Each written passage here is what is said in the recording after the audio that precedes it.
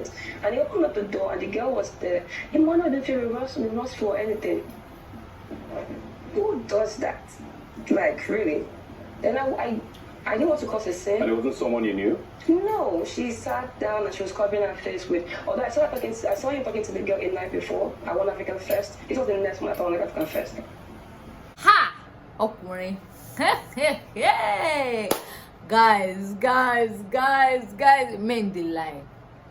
I mean, naturally we would say, it's a Yoruba man thing, but Akwa Ibom men, today was a different kind of day because guys, I mean, I would keep exclaiming all night long if I don't get to it already. So guys, today was a lot of revealing. We saw a different side of Emmanuel. Guys, see, innocent face no they do people with innocent face, they are the most terrible ones. Me. Okay guys, so welcome back to my channel. This is Bbnaija. We do a lot of movie conversation, movie reviews, lifestyle vlogs, and you get to know me better. This is the Bbnaija Shine Your Eye reunion gist time with me, and today guys, I have so much tea for you. Guys, let me start from the last episode where it ended and how we went into this new one. So yesterday night, after audio back and forth, I mean, if you've watched my last video, you know what I'm talking about. After audio back and forth with Emmanuel and Liquorose on why are you guys no longer together, or why does it look like you guys are no longer together, Liquorose finally spilled and she said, oh, she went into Emmanuel's room in Dubai and she saw a girl in his room. Lights were off, music was playing, the sheets were rough, and the girl was in a nose mark sitting at the edge of his bed. I mean, we wanted more tea, right? You guys wanted more tea, right? And it did not end there. Hey, okay, so Liquorose went further. Okay, what exactly happened? She said they had been in Dubai. I think it was the old housemate thing. They all went to Dubai, and when they got there, she had been sleeping in his room frequently. They would go to breakfast together. Literally, they were spending most of their time together up until that day. So that day she wasn't sleeping in his room, she was in her room, and she just thought, you know what, let me go to my man's room. And she got there, no response. No response. 5 minutes, 10 minutes, 15 good minutes. Mama was knocking on her man's door for 15 minutes, and when he opens up, she walks in and she sees what she saw. And she walks away. He did not follow her. No conversations were had. It just died down. My mouth, I didn't tell anybody in this room what happened in November. And he was acting all cool like nothing happened. I was hurt. I was heartbroken. Yeah, you should call me, right? He didn't. So everybody started coming to me like, I wanted to undo what I did, like go leave my room to downstairs to go knock at this door, because I sleep in the room every night. Just that night I didn't sleep in that room. We go to breakfast together and do everything. Just that night. Fast forward to after that, they had a conversation. I think he had called her, she didn't pick or something. Basically, they had a conversation, and the conversation, he said he has been looking for a way to tell her he did not want to be exclusive anymore. He just wanted them to, have an open relationship. Anyway, yo, why you do open relationship with hello, please? I didn't understand, because what? And she was just like, okay, she's not, if that's what you want, fine, but don't just bring your shenanigans close to me.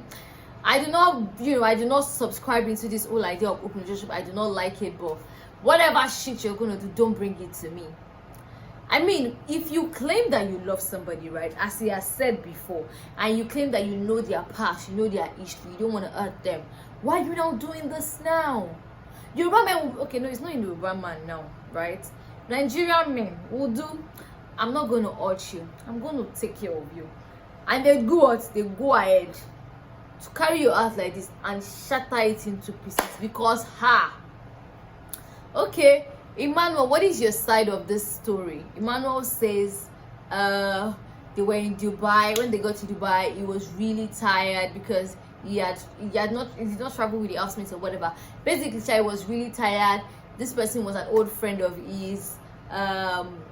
She just came around to visit or whatever, and it was like very late in the morning. I was like, okay, let's just gist and chat. And then somehow Emmanuel had slept off, and so all those time Liquorose was knocking. He was asleep. He did not hear enough until his phone rang, and then he picked it and she said it was an emergency, and then he went to open the door. Okay. And Liquorose dropped the bomb. She now said, I don't know if you remember, but before I came to your room, we were chatting. Guys, how do you go from sleeping to chatting with this person, and the person is knocking in at your door, and then you're just asleep, you cannot open the door again? Like, it was so glaring that this was a lie. You were lying through your teeth. Like, bro, just shut the fuck up and admit to it. You fucked up. You had another girl in your room at what time in the morning? Like 4 a.m. in the morning, and your girlfriend is banging on the door. You said you know how the situation was going to look, so you let her knock for 15 minutes, made a fool out of her. She came in and she saw another woman in your room, and she walks away. You could not even follow her. It doesn't end there, guys. It did not end there. So she said after the whole operation, they all came back to Nigeria. You know, she wasn't really speaking to him. He had called her like twice. She did not pick. He texted her on Snapchat. She did not respond. But he wanted them to keep showing the shippers. He wanted us to keep giving shippers content. She was avoiding, bringing him on a snap or whatever. Basically, she wanted to just avoid the whole shipping content. But I mean, he wanted to keep the content going. He would see a car somewhere, take a picture of it and post, so they would think they were together. And she did not negate it. I mean, they fooled the whole country that they were still together. It's two of them that did that one, though. But let's blame it on Emmanuel because guys, if you look at that Emmanuel now, would you say that he is a chronic liar? Because men are wicked people in this life. Anyways, let me know bring personal conviction into this. Saskay enters into this story.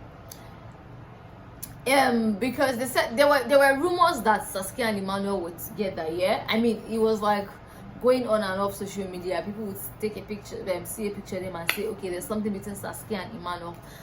Saskay wanted to have a conversation with her. She said, okay, Saskay called her when they met at Future Award, and Saskay had said, okay, Emmanuel told her that Lico and Emmanuel are no longer together, and because they had a conversation prior that, I mean, Emmanuel and Liquorose, not to tell anybody about it, and now you go ahead to tell Saskay about it, and she's like, oh, he told you that? Okay, no problem, then they're not together. It is.